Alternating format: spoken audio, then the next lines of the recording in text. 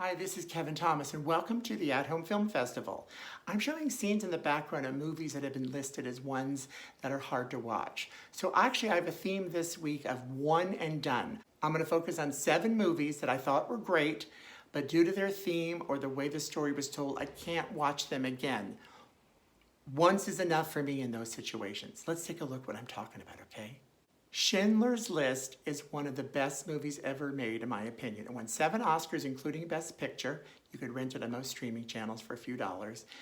It shows really what it seemed like to be in a concentration camp where the Nazis take over and throw the Jews into prison. In fact, we actually see them go into gas chambers. We see them killed. It's really well crafted. And the only hope from this movie that's uplifting a little bit is Oskar Schindler cared about these people and he helped as many as possible. Yet that doesn't stop us from having to see carnage from start to finish. And there's one scene where the little girl in a red coat, you see her walk by, she's the only element of color. Later you just see her body piled on top of all these other bodies. I actually bought the Blu-ray of Schindler's List because it's a classic and I felt I should have it. But I owned it for 15 years with never watching it. So it's made me think sometimes once is enough, right? Going from one hate crime to the other, we have 12 Years a Slave, also won many Oscars, including Best Supporting Actress Lupita Nyong'o. And it's instead of killing the Jews, it's killing black people, treating them like slaves. And if they don't follow your rules, master, you are dead. Great movie, and Brad Pitt produced it and co-stars in it, so he helped bring it to the limelight so people could see this important story. But the scene where Lupita gets beaten up for using a bar of soap is really just horrific to me, and it's so sad that people were once treated this way, and actually many of them probably still are in certain areas.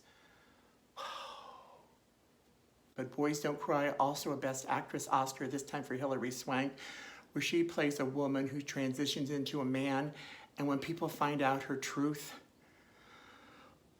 she really has to pay the price. It's so hard to watch movies with rape because it's so demeaning to a woman and a human being. And I also had another one I almost put on this list, Casualties of War, but the one rape scene in that I can't even think about without being upset and speechless. But once again, great performance, you should catch it. Then we have Requiem for a Dream with a great performance by Ellen Burstyn and equally matched by Jared Leto and Jennifer Connelly as 3 people that will do anything for their drugs, including hurt themselves. I find this emotionally scarring for them. Look at her. She's going through shock therapy. Jared Leto is doing, oh my God. Jennifer Connelly will sleep with anybody just to get a fix. I think these actors had to be scarred for making this film, yet it should be watched because it's a true sign of what people will do for an addiction. But I can't watch it more than once. The world already is a sad, crazy place, so I don't need to watch it over and over at the cinema. Oh my God, then we have Hard Candy, which is a few dollars to rent different places, and it's a great character study. Young Elliot Page, here known as Ellen, she finds Patrick Wilson and she thinks he's a pedophile, and she's actually a young girl. So she kind of traps him. She wants him to fess up to his sins. He doesn't want to do it. Maybe he isn't the pedophile. She just thinks he is. But all I know is there's a scene where she has a way to make him talk, and that's going right to the penis, and I don't mean in a pleasant way. Castration. Next we have another one that's great, but I could only watch it once. Manchester by the Sea, which you could find on Amazon Prime. This one, Casey Affleck, his Oscar for Best Actor. He plays a man who leaves his small town, but has to come back because his brother dies, and he becomes the guardian of his child. That's sad enough. But we learn there's some hidden problems and emotional scars that Casey had from years ago that resurface in this, and that makes the way he has to deal with those hard to watch and unbelievable. And this is just a super sad movie.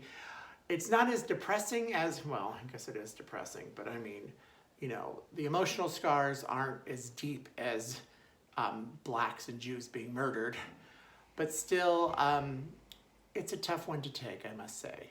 Then we have United 93, which is available on many streaming channels for a few dollars, and the title already gives it away. This is about the tragedy of 9/11. I can't even talk right now, this is so sad. The way this director brings this reenactment to the forefront, it makes you feel sympathy and love for all these characters.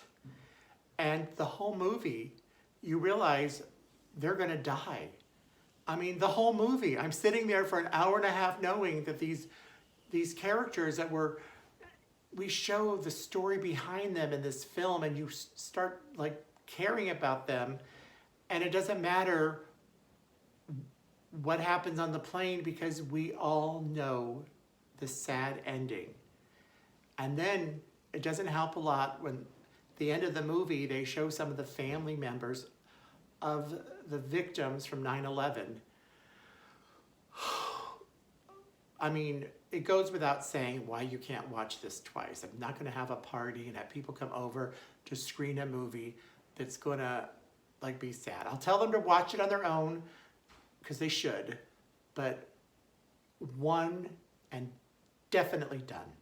Well, that's our show of the week. Kind of sad, I think. But I am leaving with an uplifting movie, but I still would love for you to share and comment and come back next week.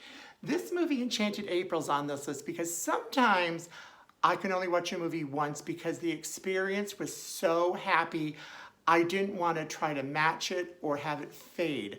I remember when I saw Enchanted April when it first came out decades ago. I just felt like I went on a vacation to Italy with these beautiful, wonderful people. I ended up buying it on Amazon maybe a couple months ago for $4.99. I still haven't watched it because I'm afraid to ruin the experience. Anyway, what movies do you think you can only watch once that I should have talked about? Whether it's a fun one like this that you didn't want to try to recap the experience, or is it one that's so horrific and violent or gory that one time was enough for you? Let me know. I'll see you next week. Thanks.